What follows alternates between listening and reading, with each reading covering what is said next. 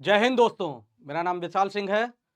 अगर आप social media follow करते हैं या आप इस समय न्यूज़ अगर देख रहे हैं तो एक नाम आपने ज़रूर सुना होगा, अतुल सुभाष जी का, जिन्होंने एक सुसाइड लेटर और साथ में 1.5 घंटे की एक वीडियो रिकॉर्ड करने के बाद सुसाइड कर ली। ठीक, सुसाइड करने का मेन रीज़न रहा था इंडियन जुडिशरी सिस्टम, और या हम इंडियन लीगल सिस्टम की बात कर सकते हैं।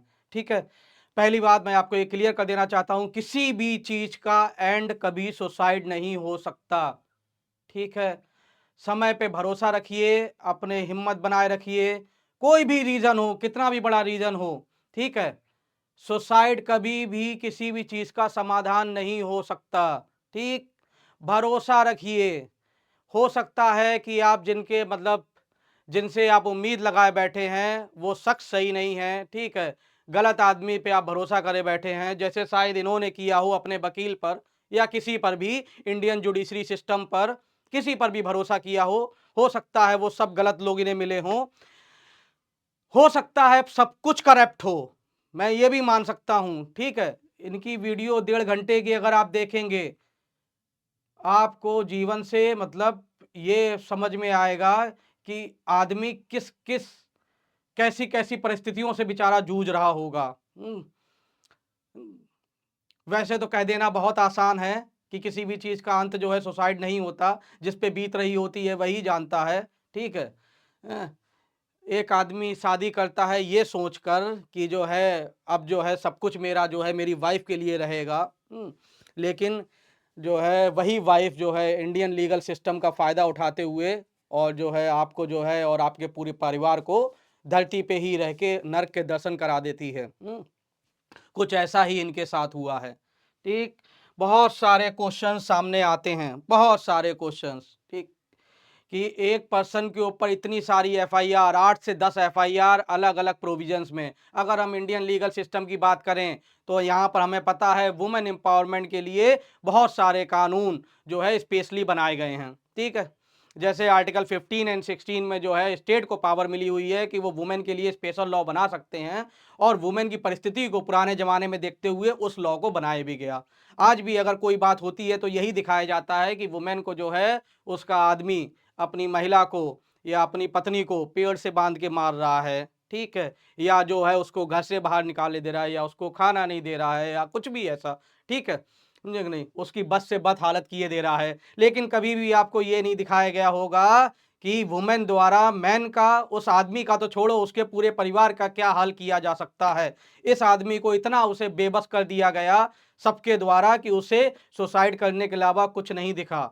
ऐसा नहीं है कि आदमी जो है गुस्से में आके कुछ कर गया, ठीक है, कि बहुत गुस्से में था उस समय कोई गलत कदम उठा दिया। जिस हिसाब से इनका सुसाइड लेटर है, जिस हिसाब से इनकी वीडियो जो देखी गई है 1.5 घंटे की, इतना सुलझा हुआ आदमी भी ऐसे कदम उठा रहा है, इतना पढ़ा लिखा, इतना पढ़ा लिखा आदमी ऐसे कदम उठा रहा है, तो कहीं ना कहीं ये आपको मानना ही पड़ेगा कि कहीं ना कहीं ये इंडियन लीगल सिस्टम में फॉल्ट है। और बहुत बड़ा फॉल्ट है ये, और ये देखने को भी मिला है सुप्रीम कोर्ट ने भी बहुत सारे केसेस में। अगर हम इन्हीं की बात करें तो इनके ऊपर कौन कौन सी एफआईआर हुई। इनके ऊपर सबसे पहले 498A, खूब सुना होगा आपने, क्रुएल्टी का। ठीक है, ये सब आईपीसी के सेक्शन आपको बता रहा हूं। ठीक, इनके फादर इन लॉ, ससुर की डेथ हुई, इनके ऊपर एफआईआर कर दी गई 302 में। कैसे हो सकता है, कोई आदमी एजेड है, वो अपने घर में बीमारी से मर रहा है, ठीक है, इनके ऊपर 302 में एफआईआर हो गई। जबकि क्या आरोप था कि इन्होंने जो है दहेज मांगा, इसलिए जो है ससुर को, इनके ससुर जी को हार्ट अटैक आ गया। इनके ऊपर 302 में आज तक, अभी तक जब मैं ये वीडियो रिकॉर्ड कर रहा हूं, उस समय जब इतना ये केस पॉपुलर हो गया, उसके बाद इनके सुसाइड लेटर पे और इनकी वीडियो वायरल होने पे, तब इनकी पत्नी के खिलाफ, इनके सासू माँ के खिलाफ, ठीक है, इनके साले के खिलाफ, ब्रदर इन लॉ, और इनके जो उसके जो चाचा हैं उनके खिलाफ, 4 लोगों के खिलाफ, 5 लोगों के इन्होंने अपनी वीडियो में नाम लिए थे, जिसमें जो प्रिंसिपल सिविल कोर्ट जौनपुर की जो जज हैं उनका भी नाम था। ठीक है, तो उन 4 के खिलाफ तो जो है अबैटमेंट टू कमिट सुसाइड में एफआईआर हुई थी। लेकिन जब इनके खिलाफ एफआईआर हुई तो किसमें की गई, 302 में। अगर मैं मान भी लूं कि इन्होंने दहेज मांगा उसके बाद में जो है उस वजह से फादर इन लॉ की डेथ हुई, जबकि उसकी वाइफ ने बाद में कबूल कर लिया था, ये एफआईआर कैंसिल हो गई थी, हटा दी गई थी। ठीक है, बाद में ये कबूल कर लिया था कि ये बात नहीं थी, वो बीमार थे इसलिए मर गए थे। तब भी तो 302 की एफआईआर नहीं बनती। ठीक है, 302 की। उसके अलावा बाकी तो वो जो और सारे सेक्शंस होते हैं वो तो लगे ही लगे। मेन केस की बात कर रहा हूं, एक 498A, एक 302 का, एक इनके ऊपर केस हुआ है डोमेस्टिक वायलेंस एक्ट। ठीक है, डोमेस्टिक वायलेंस एक्ट के अंडर केस हुआ। एक इनके ऊपर केस हुआ था 125 सीआरपीसी मेंटेनेंस के लिए। ठीक, ऐसे बहुत सारे केसेस, ऐसे बहुत सारे केसेस इनके ऊपर कर दिए गए अलग अलग टाइम पे। ठीक, जो सारे केसेस कहाँ हुए थे? जौनपुर कोर्ट में, जिसका जुरिडिक्शन भी एज सच प्रामा फेसाई नहीं बन रहा है। जुरिडिक्शन से रिलेटेड उन्होंने हाई कोर्ट में डाला। मैं आज मतलब ये एकदम साफ साफ क्लियर कट इनकी परिस्थिति से पता चल रहा है कि जो इन्हें वकील साहब मिले थे वो कंपिटेंट नहीं थे। जिन्होंने जो है जो है ये प्रूव नहीं कर पा रहे थे। जैसे इनके ऊपर इल्जाम लगे कि इन्हें 10 लाख रुपए दहेज मांगा। अरे भाई, अगले बंदे की 40 लाख रुपए, मैं ये नहीं कहता जिसके पास बहुत पैसा है वो मांग नहीं सकता, लेकिन अगले बंदे की प्रामा फेसाई देख के लगता है कि पढ़े लिखे आदमी हैं। पढ़े लिखे आदमी हैं, जिस हिसाब से सुलझे हुए हैं, वेल सेटल्ड हैं, कि उनसे 10 लाख रुपए क्यों मांगेंगे? जबकि वो अपनी ओर से एविडेंस दे रहे हैं कि हमने इनकी फैमिली को सपोर्ट करने के लिए कितना पैसा दिया। सास अगला सब कुछ सबूत है, वो तो ऑनलाइन ट्रांजैक्शन सारे, उसके पास सबूत है कि 16-17 लाख रुपए तो वो दे चुका है फैमिली को सपोर्ट करने के लिए।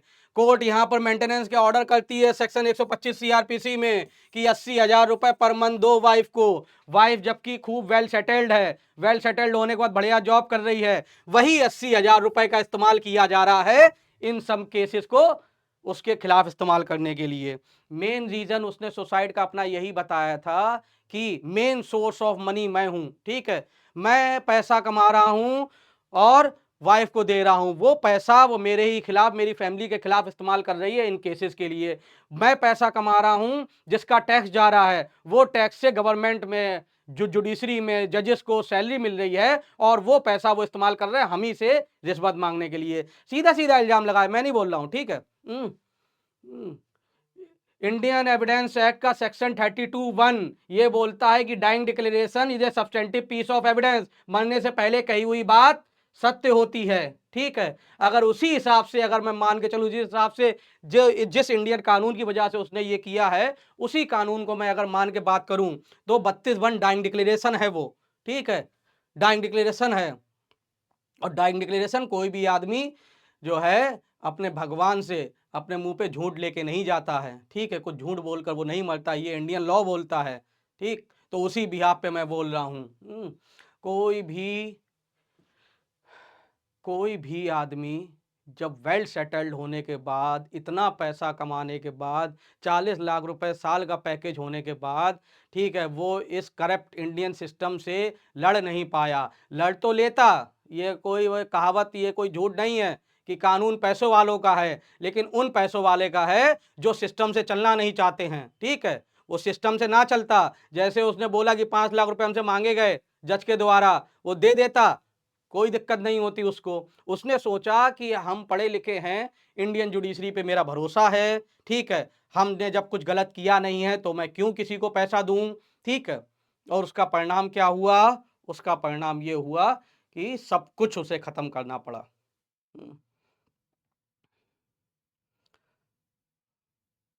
उसने सुसाइड लेटर में अपने ये लिखा है कि मेरी जो आखिरी इच्छाओं में से एक इच्छा ये है कि अगर मुझे न्याय ना मिले, जो उसने डिमांड की हैं, अगर उसे न्याय ना मिले तो उसकी अस्थियां जो है किसी भी कोर्ट के बाहर नाले में बहा देना।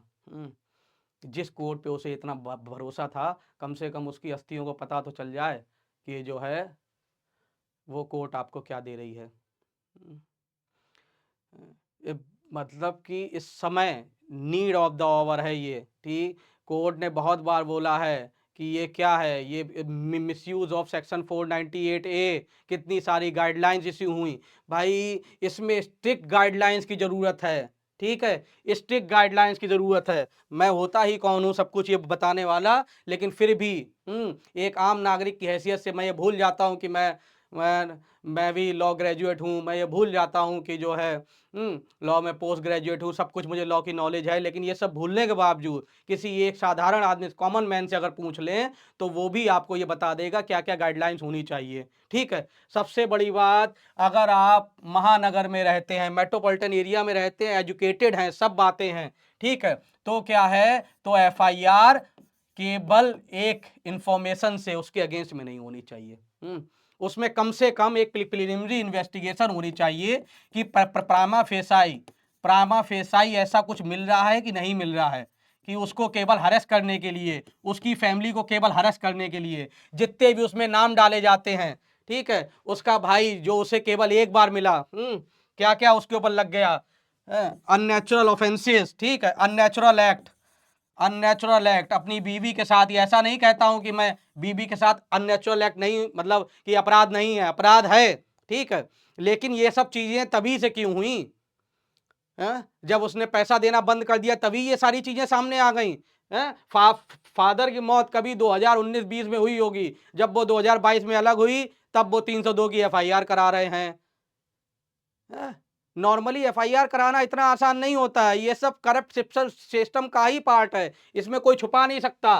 ठीक, आप किसी के खिलाफ 302 की एफआईआर, फर्जी एफआईआर करवा दें, कितना पैसा खर्च किया, वो पैसा है किसका, उसी आदमी का जिसके खिलाफ ये सब काम हो रहे हैं। वो बेचारा खूब मेहनत करके इतना पढ़ लिख के जीवन में उसने सोचा होगा कि हम इतना कमाएंगे, माँ बाप को खुश रखेंगे, बीवी को खुश रखेंगे, वो सब चीजें क्या एंड क्या हुआ जाके, समझ सकते हैं आप, हैं? आदमी सोचता है कि चाहिए ही क्या जीवन में। देखो भाई क्या चाहिए, पैसा है, अगर आप जैसे दुनिया चलती है वैसे उसको इस्तेमाल करेंगे तो फिर आप सुखी रह जाएंगे। ठीक है, आप हर चीज़ों से बच जाएंगे। ठीक है, पैसा है, हर चीज़ से बच जाएंगे। लेकिन आप सिस्टम में चलना चाहेंगे, ठीक है, भरोसा करके चलना चाहेंगे, तो आपके साथ ये हो सकता है जो इसके साथ हुआ था अतुल सुभाष जी के साथ। बहुत ही मतलब कि मैं जल्दी ऐसी वीडियो लेके नहीं आता हूँ, ठीक है, लेकिन वो है कि दिमाग में जो चीज़ है जब तक वो बाहर नहीं निकलेगी तो दिक्कत होती है। ठीक है, तो इसलिए जो है आप लोगों से सब शेयर करने आ गया। ठीक, ये सब चीज़ें जो है, ये सब एफआईआर उसके ऊपर हुई, प्रिलिमिनरी इन्वेस्टिगेशन होने चाहिए। अगर आप एजुकेटेड हैं, बढ़िया पढ़े लिखे हैं, जॉब वाले हैं, ठीक है, तो कोर्ट को भी पता है, उसे अपने राइट पता है, ठीक है, राइट पता है। वो ऐसा नहीं, वो एजुकेटेड होने के बाद कोई किसी की, मतलब ऐसा नहीं है कि वो अत्याचार सहता रहेगा। ये प्रामा फेसाई वो होते हैं, प्रामा फेसाई एविडेंस होते हैं। अरे पढ़ाई लिखाई क्यों की जाती है, इसीलिए अगर पढ़ लिख के मैं कुछ बना हूं तो इसका मतलब कि मैं जानता हूं क्या सही है क्या गलत है। तो ये वुमेन के ऊपर भी अप्लाई होने चाहिए। ठीक है, अगर वुमेन कोई एजुकेटेड है, वो जानती है कि मेरा हस्बैंड मुझे मार रहा है, ये गलत है, इसके लिए इंडियन लीगल सिस्टम है। ठीक, समझे कि नहीं, ऐसा नहीं कि बिना इंजरी के। दूसरी बात, ठीक है, दूसरी बात, किसी भी टाइप की इंजरी नहीं है, किसी भी टाइप की इंजरी नहीं, इतने बड़े बड़े आरोप लग रहे हैं। तीसरी बात कि जो है बाकी फैमिली मेंबर्स का इन्वॉल्वमेंट, कम से कम प्रामा फेसाई इन्वेस्टिगेशन करके, प्रिलिमिनरी इन्वेस्टिगेशन करके ये पता करना चाहिए कि ऐसे जो आदमी कहीं दूर रह रहा है, ठीक है, अगर उसका भाई जो है, जैसे ये बेंगलोर में रह रहा था, भाई बिहार में रह रहा है, बता रहा है कि पूरे 2 साल 3 साल की शादी में एक बार भी नहीं मिला, दो या एक ही या दो बार मिले हैं। उन भाइयों के ऊपर, उनके ऊपर भी एफआईआर की जा रही है, उनको भी हरेस किया जा रहा है। कैसे भी कह के जो है उसे हरेस करके, एक मतलब कि एक पूरा गिरोह हो गया है, ये गिरोह कहना एकदम सही होगा। ठीक है, एक गिरोह हो गया है जिन्हें ये लगता है कि बस शादी करके, बस शादी करके क्या करना है, बस लेके अलग हो जाना है। समझे कि नहीं, सीधे सीधे 3 करोड़ 4 करोड़ ऐसी मांग। ये 3 करोड़ दो तुम्हें, जो है तो अपनी लाइफ चाहिए तुम्हें तो जी लो, नहीं तो फिर ऐसा ही मजबूर कर देंगे। उसने सुसाइड का मेन रीजन यही था, उन लोगों ने यही कहा। उसने कहा कि भाई ऐसा हमें हरेस करोगे तो मैं क्या करूंगा, मैं तो फिर मेरे पास मरने के अलावा तो फिर कोई ऑप्शन नहीं रह जाता। बोले मर जाओ जाके, सुसाइड कर लो जाके, और किसके सामने, जज के सामने बैठ के बोल रहे कि सुसाइड कर लो जाके। अबेटमेंट टू कमिट सुसाइड नाम का एक ऑफेंस होता है। अगर आप किसी को उकसाते हैं कि आप जो है किसी के उकसाने से अगर कोई अपनी जान दे देता है तो ये अपराध है।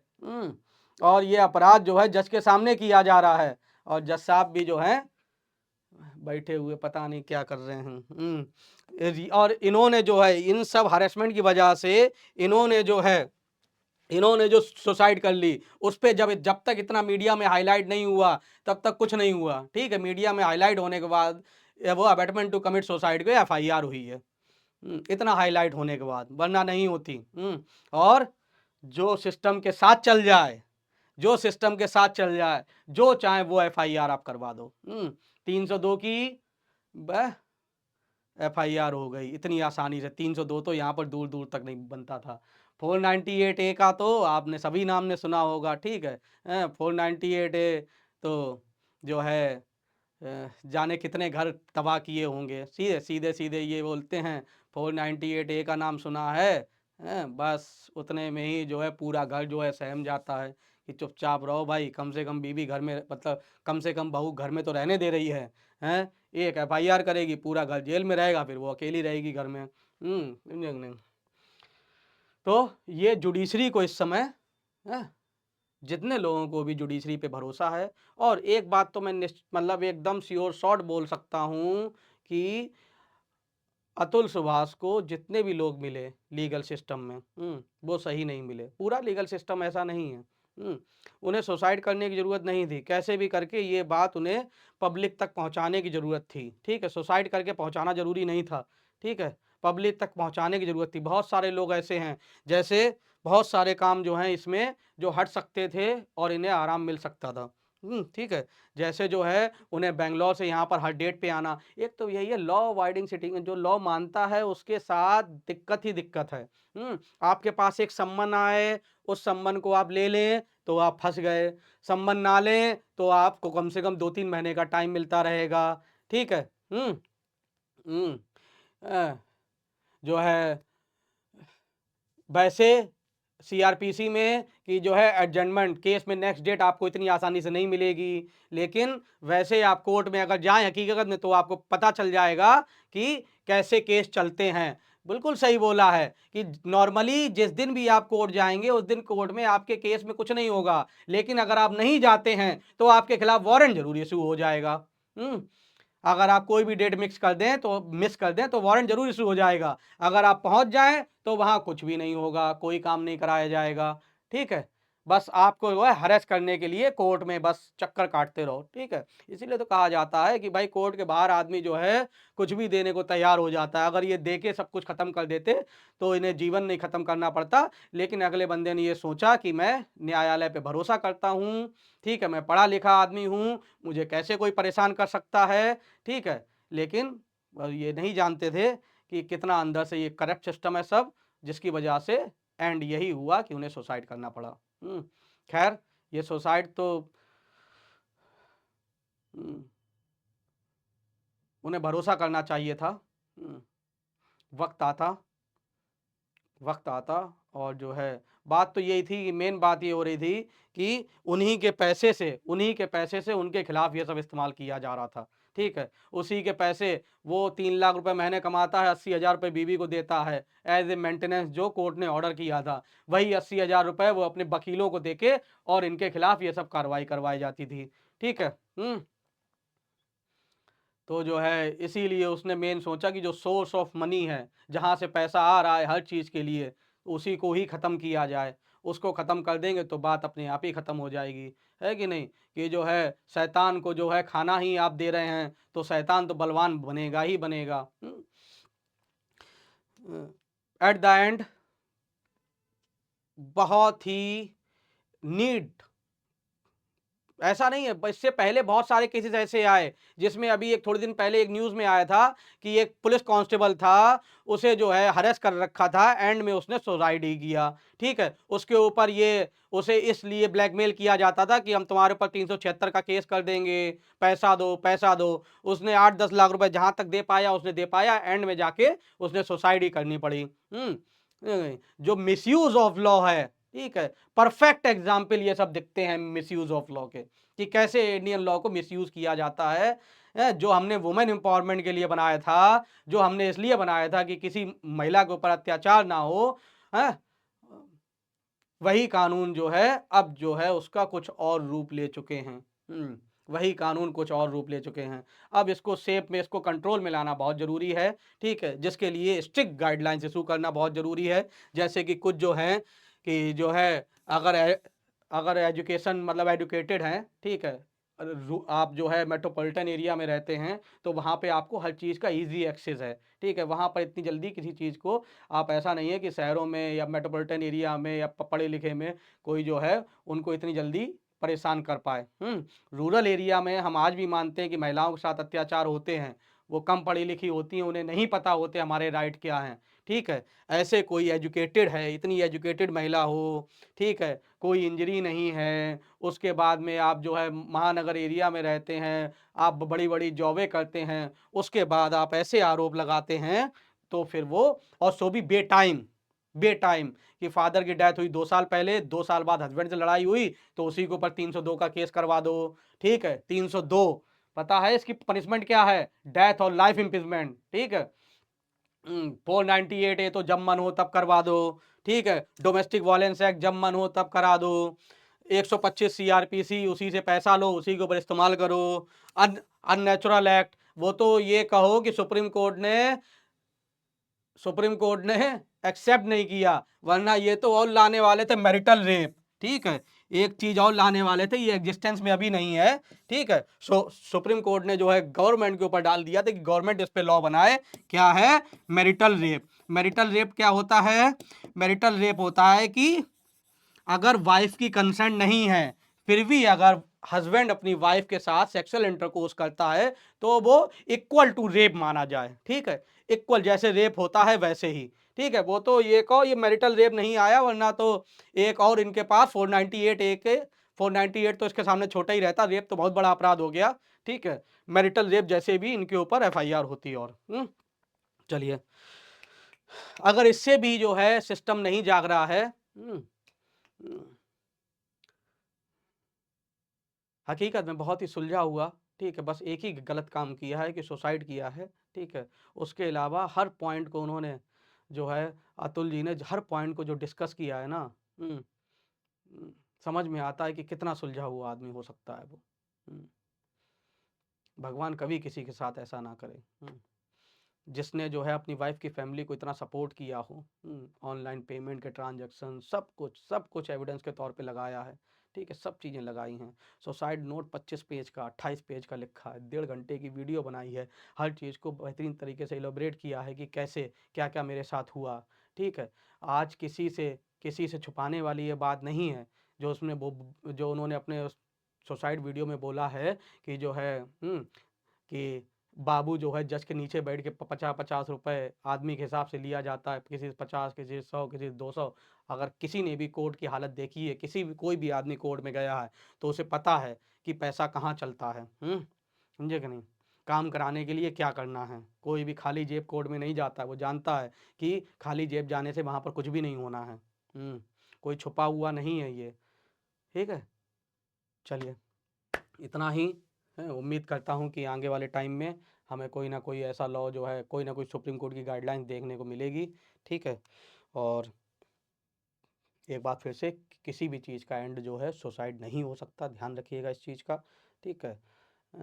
हिम्मत बनाए रखिए, समय आएगा, ठीक है। कुछ ख़राब परिस्थितियाँ ऐसी होती हैं जो ऐसा आदमी जो है इस छोर पे आके खड़ा हो जाता है, ठीक है। भरोसा रखिए, लड़िए, ठीक है। किसी के साथ भी कुछ भी हो, कितने भी बुरे दिन आ जाएं, ठीक है, जीवन रहा तो सब काम कर लेंगे, ठीक है। एक ना एक दिन जो है बदला ही लेना जीवन का एम बना लेते, ठीक है, कि ये जो है बदला लिया जाएगा इन्हीं सब सिस्टम से, ठीक, समझे कि नहीं।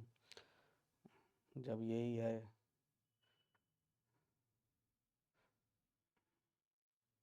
जैसे उन्होंने ये भी बोला था अपने परिवार वालों के लिए कि कभी भी आप उससे मिलने जाइएगा तो वीडियो ज़रूर बनाइएगा, तो मेरे दिमाग में यही आया था कि अतुल भाई तुम भी यही काम कर देते अगर, कि जब भी जिससे भी मिले थे अपने वकील से वो राय क्या दे रहा है, जज से वो राय क्या दे रही हैं, ठीक है, क्या वो बोल रही हैं, या जो है जिससे भी आप मिल रहे थे, जो भी कुछ आपके साथ हो रहा था, ठीक है, आप उसकी वीडियो बना लेते। नहीं, नहीं, सबको हिला देते आप उससे भी। लेकिन आपने जो है हिला तो दिया ही है, लेकिन तरीका आपने गलत चुना हिलाने का। भगवान जो है आपकी आत्मा को शांति दे। उम्मीद करता हूँ कि जो है आगे वाले सिस्टम में ऐसा किसी के साथ ना हो, ठीक। अगर कोई भी वकील आपका कोई काम नहीं करा पा रहा है सही तरीके से भी, जो चीज़ आपको लगता है प्रामा फेसाई गलत है, हमारे साथ गलत हुआ है, तो उन्हीं के पीछे नहीं कोई और देखें आप, ठीक है। मिल जाएंगे आपको ऐसे जो बहुत कम्पिटेंट लोग हैं, ठीक है। ऐसा नहीं है कि अगर सब कुछ करप्ट होने के बावजूद भी साक्ष्यों को कोई नहीं सामने से हटा सकता। जो एविडेंस आपके पास हैं वो आपकी बेगुनाही ज़रूर प्रूफ करेंगे कोर्ट में, ठीक। बस सही आदमी की आपको ज़रूरत है, ये बात ध्यान रखिएगा। ऐसा नहीं है कि पूरा करप्ट सिस्टम होने पे भी, वैसे तो पूरा करप्ट सिस्टम है नहीं, फिर भी अगर हम आज के टाइम पे अगर गुस्से में आके ये भी बोल दें कि सब कुछ करप्ट है, ठीक है, चाहे वो इन्वेस्टिगेशन टीम, चाहे पुलिस ऑफिसर हो, चाहे जुडिशरी हो, या कुछ भी हो, ठीक है, लेकिन फिर भी जो है एविडेंस को कोई नहीं खारिज कर सकता, ठीक है। जो सामने सबूत हैं कि ऐसा है, उसको कोई डिनाई नहीं कर सकता। अगर कोई चीज़ को एविडेंस जो है उस चीज़ को प्रूव कर रहे हैं, उसको कोई डिनाई नहीं कर सकता, तो इस पे आप भरोसा रखिए, ठीक। चलिए, ठीक है। उम्मीद करता हूँ जो है आगे हमें कुछ ना कुछ देखने को मिलेगा, कुछ ना कुछ जो है इन पे कर्टेल्स, कुछ ना कुछ रिस्ट्रिक्शन लगाई जाएंगी, इनके मिसयूज़ को रोका जाएगा, कैसे भी रोका जाए, ठीक है। कोई भी टीम गठित की जाए, कुछ इस पे जो है जांच की जाए, जितने भी जो फर्जी केसेस हैं उनको हटाए जाएं। चलिए, थैंक यू सो मच, ख्याल रखिए अपना।